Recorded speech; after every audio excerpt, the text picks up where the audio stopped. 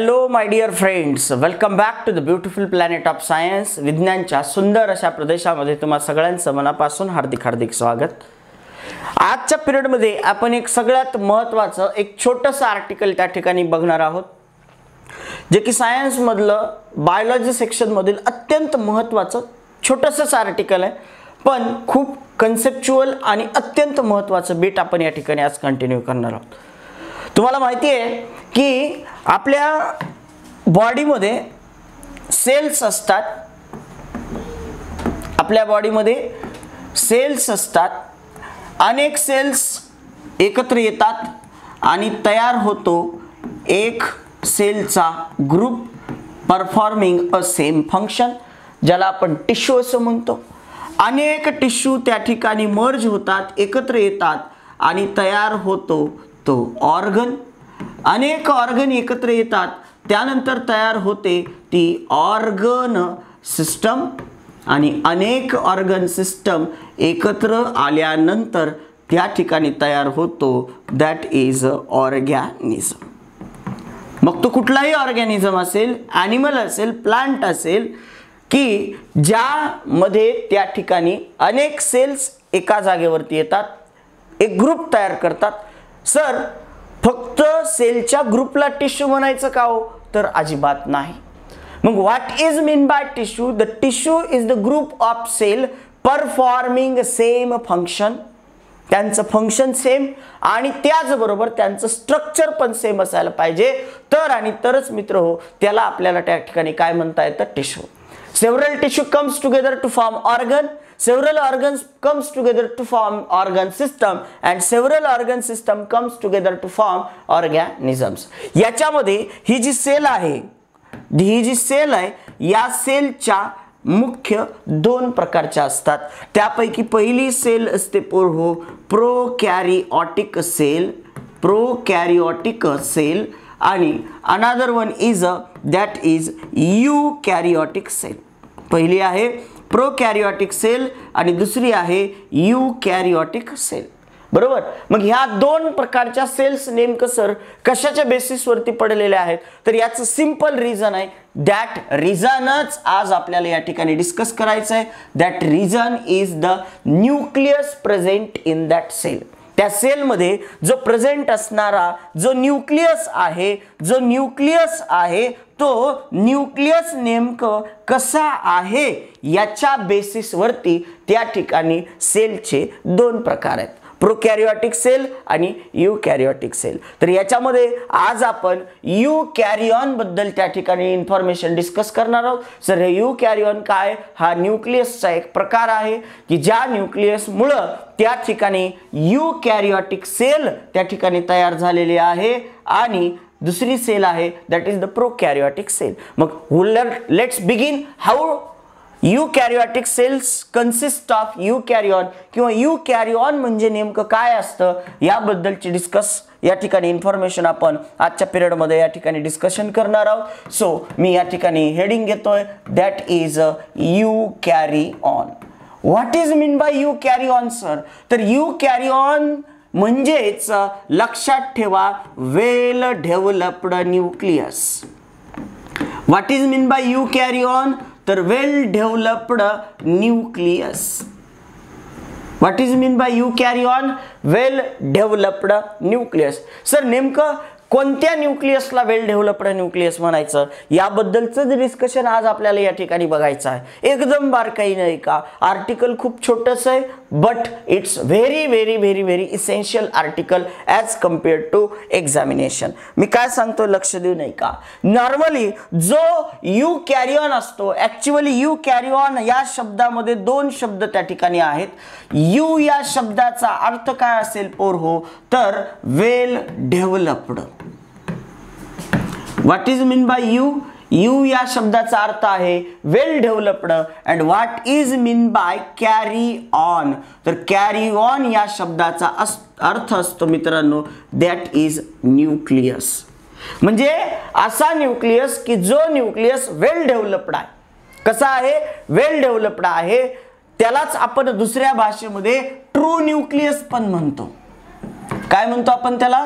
True nucleus. मग नेमकं वेल developed nucleus असेल किंवा ट्रू न्यूक्लियस असेल किंवा युकॅरिऑन असेल, हे नेमकं कशाच्या बेसिसवर म्हटलं जातं, तर मी या ठिकाणी तुम्हाला डायग्रामच्या फॉर्मॅटमधून सांगतो की व्हॉट इज मीन बाय युकॅरिऑन. तर लक्षात ठेवा, युकॅरिऑन म्हणजे एक अशा पद्धतीचं स्ट्रक्चर ज्या स्ट्रक्चरमध्ये हे 5 स्ट्रक्चर्स कंपल्सरी असायला पाहिजेत. काय म्हणतो नीट लक्ष देऊ नये का. त्याच्यामध्ये नंबर 1 पहिला पॉइंट या ठिकाणी असायला पाहिजे.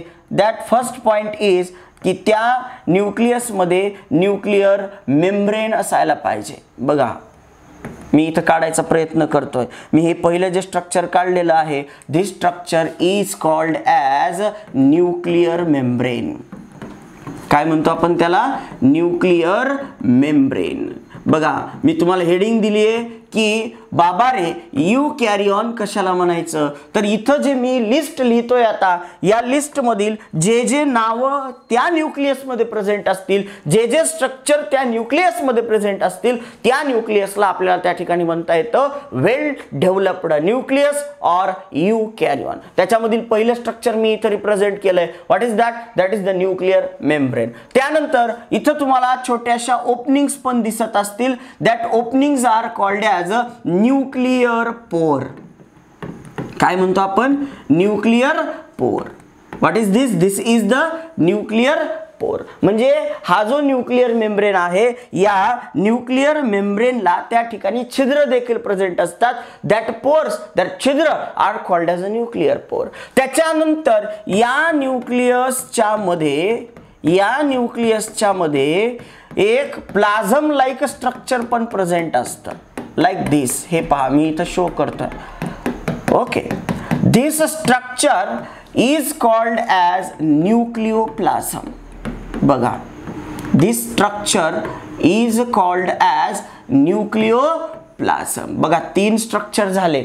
पहिलं स्ट्रक्चर आहे बाबा न्यूक्लिअर मेम्ब्रेन. दुसरं स्ट्रक्चर आहे त्या न्यूक्लिअर मेम्ब्रेनला पोर्स असायला पाहिजेत, म्हणजे न्यूक्लिअर पोर्स हे दुसरं स्ट्रक्चर आहे. त्यानंतर नंबर 3चं स्ट्रक्चर काढलं, त्याच्यामध्ये न्यूक्लिओप्लाझम असायला पाहिजे. त्यानंतर याच्यामध्ये क्रोमॅटिन नेटवर्क असायला पाहिजे. बघा, दिस इज द क्रोमॅटिन नेटवर्क. बघा, दिस इज द क्रोमॅटिन नेटवर्क. अशा पद्धतीमध्ये त्या सेलमध्ये क्रोमॅटिन नेटवर्क पण प्रेझेंट असायला पाहिजे. मग हे जे स्ट्रक्चर काढलंय, या स्ट्रक्चरला नाव देतोय मी. What is this, this is the chromatin network. This is chromatin network. आणि क्रोमॅटिन नेटवर्क हे चौथा कंपोनंट आहे ऑफ युकॅरिऑन. म्हणजे युकॅरिऑन मध्ये बेसिक 5 स्ट्रक्चर्स प्रेझेंट असायला पाहिजेत. त्यापैकी पहिलं स्ट्रक्चर आहे बाबा रे, त्याच्यामध्ये न्यूक्लिअर मेम्ब्रेन असायला पाहिजे. यालाच आपल्याला दुसऱ्या भाषेमध्ये न्यूक्लिअर इन्व्हेलप पण म्हणता येतं. आणखीन यालाच आपल्याला एका तिसऱ्या भाषेमध्ये कॅरिओथिका असं पण म्हणता येतं. पहा ऑर मध्ये लक्षात घ्या, karyotheca. What is mean by karyotheca. Theca या शब्दाचा अर्थ काय आहे, लेअर आहे. And what is mean by karyo, karyo या शब्दाचा अर्थ काय, न्यूक्लियस. द मेम्ब्रेन और the layer which is around the nucleus is called as karyotheca. यालाच आपल्याला न्यूक्लिअर इन्व्हेलप पण म्हणता येतं. This is also called as a nuclear membrane. पहा, त्याच्यानंतर इथं एक डार्क कलरची एक बॉडी प्रेझेंट असते, लाईक धिस. बघा, या न्यूक्लियस मध्ये एक डार्क कलरची एक बॉडी पण प्रेझेंट असते. That body is called as nucleolus. त्या पार्टला काय म्हणतो रे बाबा आपण, न्यूक्लिओलस. बघा, जर असे 5 स्ट्रक्चर्स त्या न्यूक्लियस मध्ये प्रेझेंट असतील, at that time only we call this nucleus as a eukaryon. म्हणजेच वेल डेव्हलप्ड न्यूक्लियस. आणि अशा पद्धतीचा न्यूक्लियस ज्या सेलमध्ये प्रेझेंट आहे, त्या सेलला आपण म्हणतो युकॅरिऑटिक सेल. त्या सेलला आपण म्हणतो युकॅरिऑटिक सेल. आणि त्या ऑर्गॅनिझम्सला म्हणतो युकॅरिओट्स. काय म्हणतो आपण त्या ऑर्गॅनिझमला, युकॅरिओट्स किंवा युकॅरिओटिक ऑर्गॅनिझम्स. बघा, अशा पद्धतीमध्ये या न्यूक्लियसला आपण म्हणतो वेल डेव्हलप्ड न्यूक्लियस आणि असा न्यूक्लियस ज्या सेलमध्ये प्रेझेंट असतो त्या सेलला म्हणायचं युकॅरियोटिक सेल। त्यालाच ज्या ऑर्गॅनिझममध्ये अशा पद्धतीच्या सेल्स प्रेझेंट असतात बाबा रे त्या ऑर्गॅनिझम्सला म्हणायचं युकॅरियोट्स किंवा युकॅरियोटिक ऑर्गॅनिझम्स। अशा पद्धतीमध्ये हे होतं छोटंसं article about well developed nucleus. लक्षात ठेवा ज्या न्यूक्लियसमध्ये इथं रिप्रेझेंट केलेले 5 स्ट्रक्चर्स प्रेझेंट असतील that nucleus is called as eukaryotic nucleus. आपण याच्या एक एक पार्ट बद्दल डिटेलमध्ये 1 बाय 1 या ठिकाणी डिस्कस करणार आहोत। तोपर्यंत नवीन असाल चॅनलवरती जर फर्स्ट टाइम आलेला असाल तर चॅनलला सबस्क्राइब करा, बेल आयकॉनवर प्रेस करा आणि जास्तीत जास्त गरजू विद्यार्थीपर्यंत या व्हिडिओला शेअर करा। भेटूयात पुढच्या भागामध्ये या आर्टिकलच्या डिटेल एक्सप्लेनेशन सहित। तोपर्यंत या ठिकाणी आपण थांबू। Have a good day.